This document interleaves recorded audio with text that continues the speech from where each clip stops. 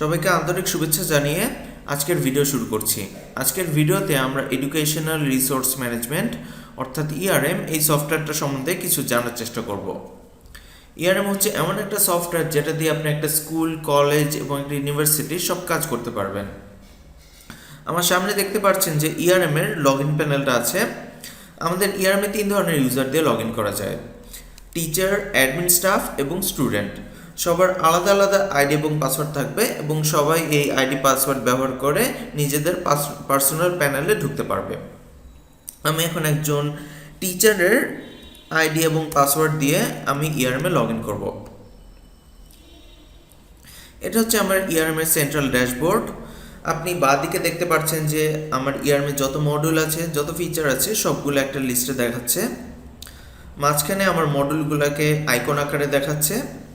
ডান দিকে উপরের দিকে স্কুল থেকে প্রাপ্ত যত নোটিশ আছে সবগুলোকে একটা লিস্টে দেখাচ্ছে এবং তার নিচে স্কুলের একাডেমিক ক্যালেন্ডারটা দেখাচ্ছে।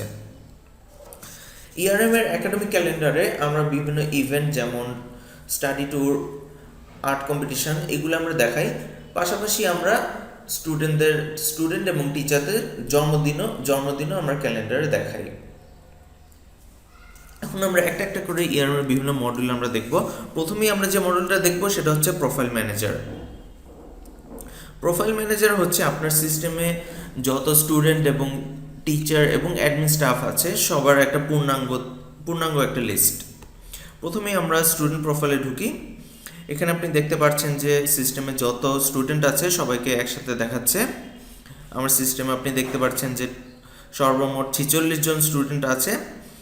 আপনি যে কোনো একটা স্টুডেন্টের যদি প্রোফাইল দেখতে চান, আপনি এখান থেকে তার প্রোফাইল দেখতে পারবেন। আপনি যদি চান একটা স্টুডেন্টের ইনফরমেশন এডিট করতে, আপনি এখান থেকে তার ইনফরমেশন এডিট করতে পারবেন। আমরা তার প্যারেন্টসের ইনফরমেশন থেকে শুরু করে তার ছবি, সার্টিফিকেট সব ইনফরমেশনই আমরা এখানে রেখে দেই। প্রোফাইল ম্যানেজারের পরে আমরা একটু অ্যাটেন্ডেন্স মডিউলটা দেখব। আমরা আমাদের ইআরএম এ স্টুডেন্ট এবং টিচার সবারই অ্যাটেন্ডেন্স নেওয়ার ব্যবস্থা রেখেছি। এই মডিউলটা ব্যবহার করার সময় আপনাকে প্রথমেই একটা ক্লাস সিলেক্ট করতে হবে। বাই ডিফল্ট ক্লাস 1 সিলেক্ট করা আছে। আপনি ক্লাস 2 সিলেক্ট করতে চাইলে এখান থেকে ক্লাস 2 সিলেক্ট করতে পারবেন। একটা ক্লাস সিলেক্ট করার পরে ওই ক্লাসের একটা সেকশন আপনাকে সিলেক্ট করতে হবে। আপনাকে বলতে হবে যে আপনি কোন দিনে অ্যাটেন্ডেন্সের এন্ট্রি দিতে চান। সার্চ দেওয়ার পরে সাথে সাথে সিস্টেম আপনাকে ক্লাস 1 এর সেকশন এর সমস্ত স্টুডেন্টদেরকে দেখাচ্ছে। বাই ডিফল্ট সবাই প্রেজেন্ট আছে। আপনি এখান থেকে অ্যাবসেন্ট, লেট, লিভ বিভিন্ন স্ট্যাটাস আপনি এখান থেকে পরিবর্তন করতে পারবেন। এই এন্ট্রির উপর নির্ভর করে আমার সিস্টেম আমাকে বিভিন্ন রিপোর্ট দিতে পারবে, যেমন daily summary report, class wise report, student wise monthly report ইত্যাদি। এরপরে আমরা একটু ক্লাস রুটিন মডিউলটা দেখব, অর্থাৎ time table module.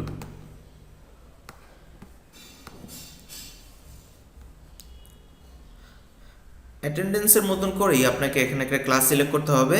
Class 1 select করা আছে। একটা সেকশন সিলেক্ট করতে হবে। শো রুটিন দেওয়ার পরে ওই ক্লাসের ওই সেকশনের রুটিনটা সিস্টেম আপনাকে দেখাবে।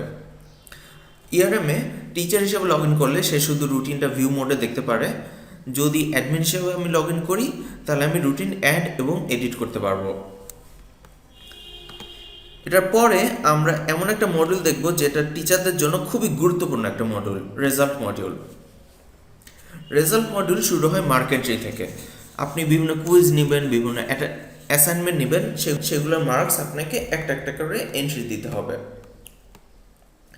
আপনি এখানে দেখতে পাচ্ছেন যে ক্লাস 1 এর সেকশন এ তে এই টিচার যতগুলো সাবজেক্ট নিচ্ছে সবগুলো এখানে একটা লিস্টে দেখাচ্ছে। সে শুধু বেঙ্গলি নিচ্ছে। এখানে মার্কস এন্ট্রি বাটনে ক্লিক করলে তাকে বিভিন্ন অ্যাসেসমেন্টের মার্ক এন্ট্রি করার অপশনটা দেখানো হবে। একটা অ্যাসেসমেন্ট সিলেক্ট করার পরে তাকে ওই অ্যাসেসমেন্টের জন্য প্রত্যেকটা স্টুডেন্টের মার্ক এন্ট্রি দিতে হবে।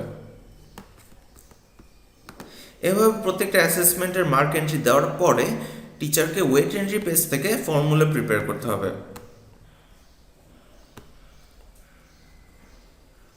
এখানে আপনি দেখতে পাচ্ছেন যে আমি 2টা সারপ্রাইজ টেস্ট নিয়েছিলাম, 2টা কুইজ নিয়েছিলাম, প্রত্যেকটার আলাদা আলাদা কন্ট্রিবিউশন আছে। আপনি এখান থেকে চাইলে কন্ট্রিবিউশনগুলো আপনি চেঞ্জ করতে পারবেন।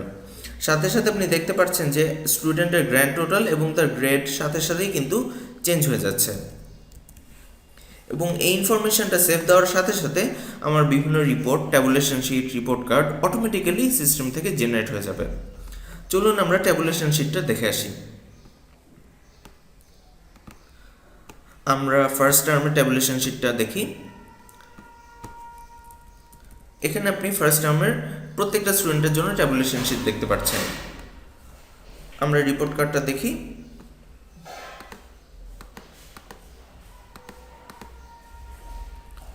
এখানে আপনি প্রত্যেকটা স্টুডেন্টের রিপোর্ট কার্ড একটার পর একটা দেখতে পাচ্ছেন।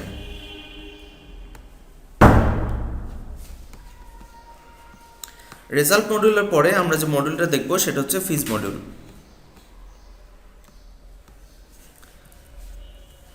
এখানে আপনি দেখতে পাচ্ছেন যে ক্লাস 1-এর যতগুলো খাতে আমি ফিজ নেই, যতগুলো ক্যাটাগরিতে আমি ফিজ নেই, সবগুলো একটার পর একটা লিস্ট করে দেখাচ্ছে।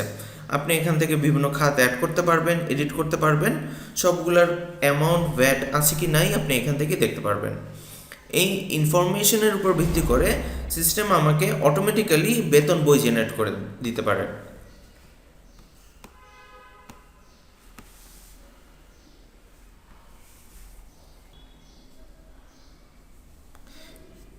এখানে আমাকে বলতে হবে যে আমি কোন মাস থেকে কোন মাস পর্যন্ত বেতন বই দেখতে চাই।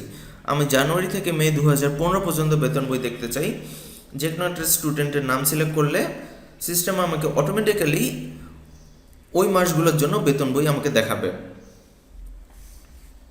আমাদের ফিজে আর অনেক ফিচার আছে, যেমন fine configuration, waiver configuration, advance payments, fees report ইত্যাদি। সময় স্বল্পতার কারণে সবগুলো আর কি দেখানো যাচ্ছে না। আমরা এরপর যে মডিউলটা দেখব সেটা হচ্ছে general notice module. General notice মডিউলের মাধ্যমে আপনি যে কোনো স্টুডেন্ট এবং ফ্যাকাল্টিকে আপনি ইমেল এবং SMS-এর মাধ্যমে নোটিশ পাঠাতে পারবেন। আপনি এখান থেকে বলে দিতে পারবেন যে কোন ক্লাসের কোন সেকশনের স্টুডেন্টদেরকে আপনি নোটিশ পাঠাতে চাচ্ছেন।